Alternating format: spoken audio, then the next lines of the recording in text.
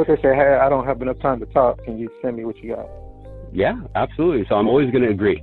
Yeah, no worries. Yeah. I'm actually going to send it over to you, so that way if you have any questions, at least you can reach out to me. Do you know when you're going to be able to review the email? And then what would you say? This weekend.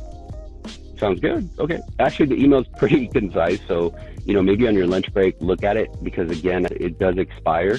And if you plan to exercise that campaign or take advantage of the campaign, the bottom line is that you get in line. So now I'm adding urgency, right? Yeah. Now I'm going to come back and say, what time are you on your lunch break so you can look at it? Okay, noon. Okay, cool, noon. All right, so what I'll do is I'll send it over to you. It does look like I'm open at noon, so I'll give you a call so that way I can help you understand it. Okay. Get it? And so now the question is, what's the info? Right. What the hell am I going to send them, right? Uh-huh. Yeah. All right, so here's where the templates come in. So a template that you could save as a signature would have something to do with, hey, Fred, thanks for your time today on the call. As I had mentioned, we are heavily focused within the Scottsdale area and the surrounding areas because we're mission to scale our presence.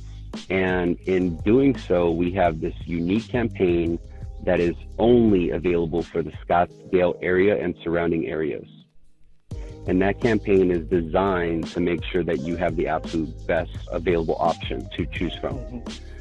And then say, I can schedule a call to confirm that we can give you that, or we can communicate via email. What's best for you?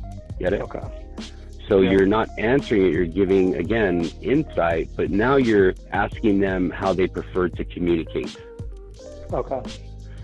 So if they say, yeah, I just want to communicate via email, show me what you got, now that helps me. So if I communicate via email and say, okay, cool, so as you had mentioned on the phone, you're already in place. Can you email me over that loan estimate so I can save you a ton of time and make sure that this campaign can even beat that offer? Okay. Get it? Yeah. So they're going to send you the LE, you look at it, bring it to your manager and say, hey, we need to beat this to get this deal with Loan Depot. And they'll beat it. They'll say, yeah, absolutely, let's do it, let's beat it. And that's all you, right? And then you reply back and say, hey, great news. I got an appointment with my manager to talk about your loan file. Let me confirm, just kind of avoid back and forth. What do you need to see in order to make me worth your time and step in to take over? Okay. And now they're going to tell you and say, yeah, just beat this offer. And usually what you do is you just beat it in cost. And you start off at $250, right? Never just go like, hey, I could beat it to $1,000 because I value $1,000 differently than they would value $1,000. Right. So I'm gonna start low, $250. Whatever it is, I'm going to build up the story as if I have to walk through fire.